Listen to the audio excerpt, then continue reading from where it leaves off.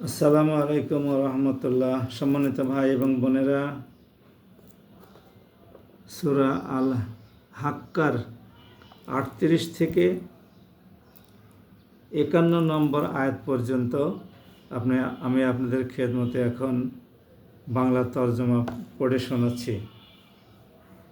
আউযু বিল্লাহি মিনাশ শাইতানির রাজিম। বিসমিল্লাহির রহমানির রহিম। তোমরা যা কিছু দেখতে পাও আমি তার শপথ করছি, আরও শপথ করছি সেসব বস্তুর যা তোমরা দেখতে পাও না। নিঃসন্দেহে এই কিতাব একজন সম্মানিত রসুলের আনিত বাণী। এটা কোনো কবির কাব্য কথা নয়। অবশ্য তোমরা খুবই এ কথা বিশ্বাস করো। এটা কোনো গণক কিংবা জ্যোতিষীর কথাও নয়। অবশ্যই তোমরা খুব কমই উপদেশ গ্রহণ করো। মূলত এই কিতাব সৃষ্টিকুলের মালিক আল্লাহ তাআলার কাছ থেকেই তাঁর রসুলের ওপর নাজিল করা হয়েছে।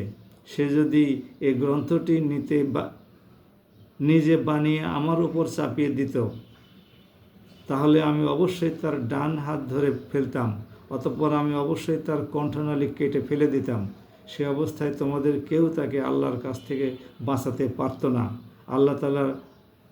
আল্লাহ তাআলাকে যারা ভয় করে এই কিতাব তাদের জন্য উপদেশ বই কিছুই নয়। আমি ভালো করেই জানি তোমাদের একদল লোক এই কিতাবকে মিথ্যা সাব্যস্তকারী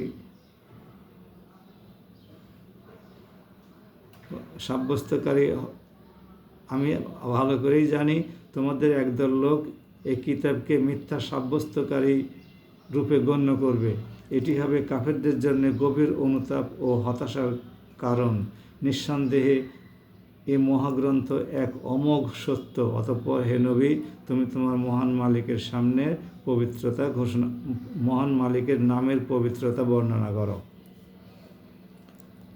সম্মানিত ভাই এবং বোনেরা, কয়েকটি মাত্র আয়াত, 14টি আয়াত, 38 থেকে 51।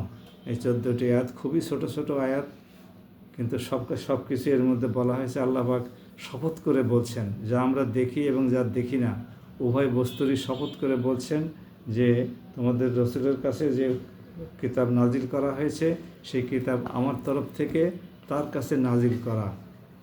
আসুন আমরা পবিত্র কোরআনকে আমাদের জীবনের সংবিধান হিসেবে গ্রহণ করি, আমাদের জীবন চলার গাইডলাইন হিসেবে গ্রহণ করি, যতটুকু সম্ভব আমল করার চেষ্টা করি, আর যেটুকু আমাদের পক্ষে কোনো অবস্থাতে আমল করা সম্ভব নয় সেজন্যে আল্লাহর কাছে ক্ষমা প্রার্থনা করি। আল্লাহ পাক আমাদের সকল অবস্থা সম্পর্কে সম্পূর্ণরূপে ওয়াকিবহাল। তিনি আমাদের সকল কর্মকাণ্ড দেখেন, আমাদের সকল কথাবার্তা শ্রবণ করেন। আসুন আমরা সেই মহান সত্তার কাছে এই কিতাবের অনুসারী হিসেবে স্বীকৃতি প্রদানের জন্যে দোয়া এবং প্রার্থনা করি, আকুল আবেদন ও নিবেদন করি। সবাই ভালো থাকুন। আমার এই ভিডিওটি আপনারা যদি সাবস্ক্রাইব করেন তাহলে আপনার মাধ্যমে আল্লাহর কালাম মানুষদের কাছে পৌঁছে যাবে। আশা করা যায় আপনিও এর সওয়াব থেকে বঞ্চিত হবেন না। আল্লাহ রাব্বুল আলামিন মানুষকে ভালো কাজের সওয়াব দানে কোনো রকমের কার্পণ্য করেন না। আমার এই চ্যানেলটির নাম হলো ডক্টর আতাউরস অ্যানালিসিস। সবাই ভালো থাকুন। আসসালামু আলাইকুম।